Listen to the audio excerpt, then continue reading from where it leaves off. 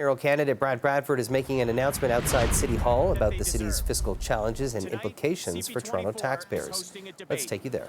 This will be an important moment for our city to hear from the candidates about the direction and the future of Toronto. Olivia Chow refuses to say just how high she will raise your property taxes.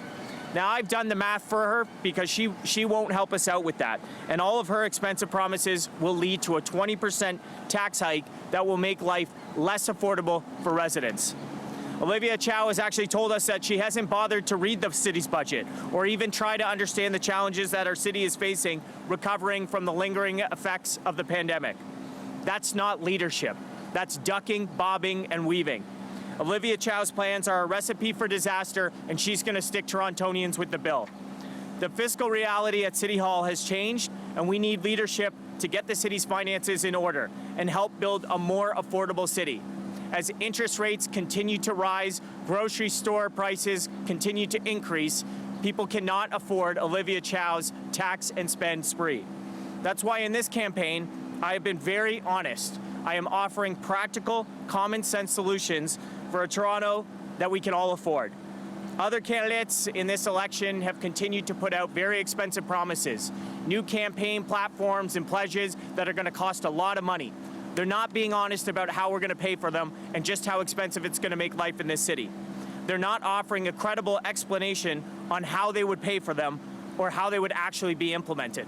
They're not offering credible solutions of how they will work with the province and the federal government to make sure that Toronto is not left holding the bag for other levels of government. Toronto does not need false hope and high spending spree plans.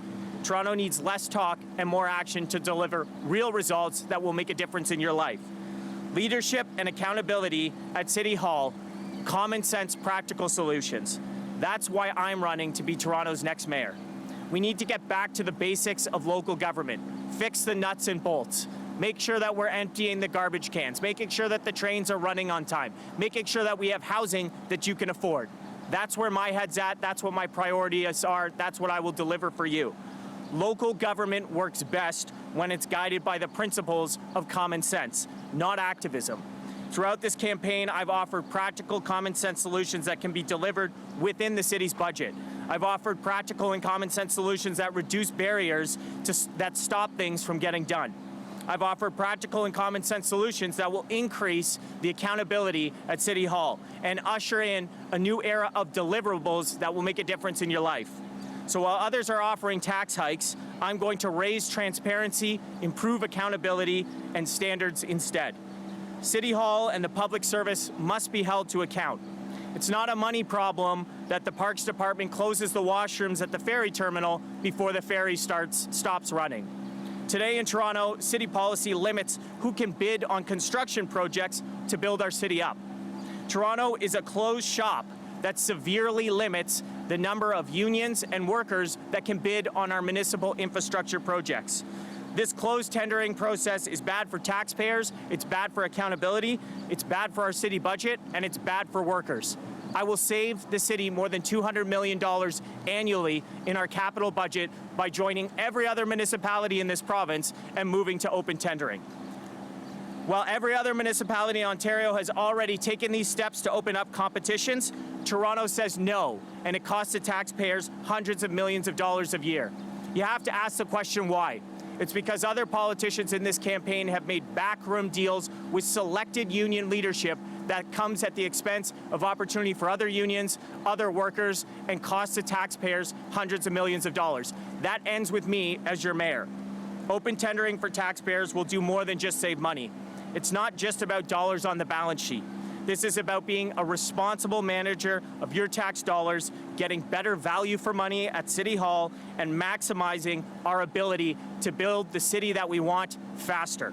That's real leadership, and it says yes to jobs, it says yes to affordability, and it welcomes more people to get the job done here in our city. Throughout this campaign, I've taken hundreds of questions from journalists. It's a critically important part of our democracy.